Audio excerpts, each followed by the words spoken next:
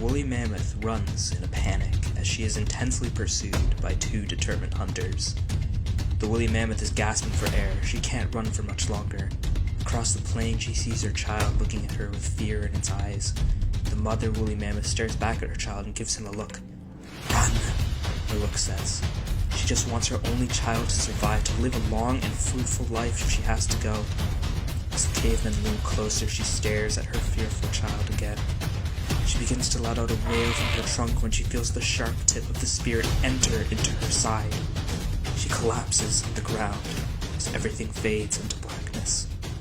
The beautiful child is the last thing she sees before fading away. Anyways, yeah, nice shot, Barry. The first caveman says. "Thanks, Owen. I've really been working on my long shot." The two savages dig their spears into the hairy beast that lay before them, cutting into its flesh in order to extract the fresh meat. "Hey, guess who I saw the other day?" Barry asks while digging into the hide. Oh god. Huh? What? You're seeing Emily again, aren't you? What? No, dude, I ain't smashing rock with that Neanderthal again. Why? Because she's a Neanderthal? What? Oh, come on, dude. You know it's not a species thing. Really? Because I distinctly remember you listing one of the reasons for your breakup being forehead related. Owen retorts. No. I saw her boy Mark. Hey, Mark, my guy. I know, right? Such a legend. Anyways, you'll never believe what he showed me. Barry pauses as the son of the woolly mammoth solemnly walks over, with tears in its eyes, staring down at the motionless, mutilated corpse of its mother. For a moment, it sits there silently. Oh, come on. What are you moping around for, you sad little pile of stumps? Owen jeers as he skewers a pound of meat onto his spear from inside the woolly mammoth. The young child looks up at the hunter in horror. "You're bringing down the mood, you weird hairy elephant," Barry says, slapping the innocent creature's head. "Get out of here!" The terrified woolly mammoth starts running away, petrified he may find the same fate as his mother. Nothing will ever be the same for the small mammoth. The world from here on will appear grimmer now that his purity has been stripped away from him by the evil, malicious hunters. This is the end of his life of happiness, and the start of a life that will forever be bleak. "Ha! What a nerd!" Barry laughs. Literally, though, what a loser. Owen adds. Anyway, what did Mark show you again? "Oh yeah, it was nuts. So like this dude, right? He just grabs two sticks and starts like rubbing them together, right?"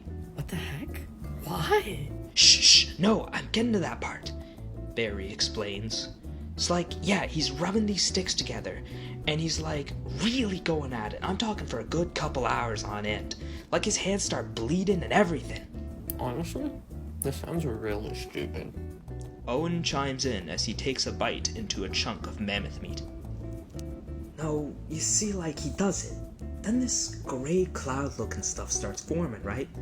Then, like, and this is gonna sound wild, like, red-orange stuff starts to form." You're kidding, right? Owen says with his mouth full of mammoth kidney. "Nah, bro, for real. Then, like, you go put your hand near it, and bro, that stuff is hot." What? Like the sun kinda hot? "Yeah, man, exactly. Like the sun kinda hot." Owen is not sure he believes what Barry is saying. I'm not sure I believe what you're saying. Nah, dude, I'm telling you, if I didn't see it with my own two eyes, I wouldn't be talking about it. Sounds fake to me. Oh, yeah? Yeah. Oh, wait, Barry remembers. I recorded it on my iPhone. Really? Owen asks, lifting an eyebrow. Let me see it. Taking it out of his loincloth, Barry holds up his iPhone sideways and plays the video. Owen watches intently, and his eyes go wide when he sees the flicker of the red-orange apparatus. It's like nothing he's ever seen before. Okay, I'll admit it. That's pretty dope. Owen relented. What does Mark call it? He told me he calls it fire hedronic power. That's a mouthful. If you want this thing to catch on, you gotta shorten that. Well, what should he shorten it to?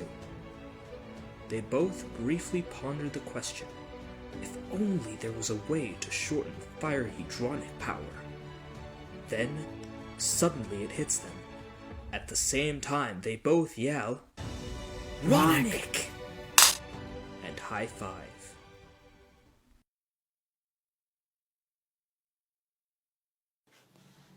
A frame of her. If I could paint you into a frame, I would first paint you golden, with radiant roses around your halo, the ones you gave me back when I was an effervescent child with eyes drenched in innocence. If I could paint you into a frame, I would add the white of the day we wed, as the freedom air inside of me came to end. The honey dripped from the heavens one last time, the day the rose-colored glasses came off and I opened my eyes. If I could paint you into a frame, I would ruin you with the color red, the crimson that poured out as I bled. Writhing at your personal altar, I was your slave. You told me my desire for you had no shame. If I could paint you into a frame, I would tarnish it with black and throw it over the edge. Watch you go down as you try and grasp at me. Now you writhe at my altar, my personal slave. Now where's your own shame? If I could set you into a frame, I would set it on fire and dance with the freedom flames.